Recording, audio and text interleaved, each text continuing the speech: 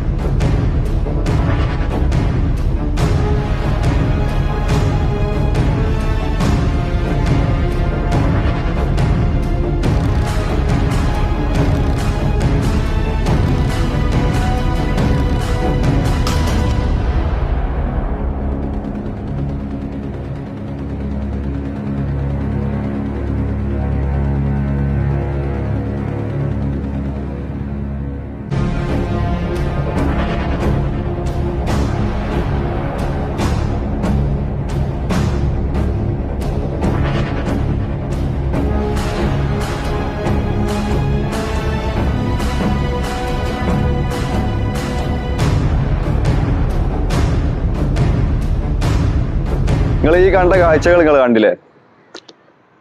ഇത് നമ്മളെ ഇത്രയും ആൾക്കാർ വരുന്ന കോഴിക്കോട് ബീച്ചിന്റെ അത്രയും സൗന്ദര്യമുള്ള ഒരു ഏരിയന്റെ ഇടയിൽ കൂടെ ആൾക്കാർ ഇത് കാണാതെ ശ്രദ്ധിക്കാതെ പോകുന്നൊരു സംഭവമാണിത്.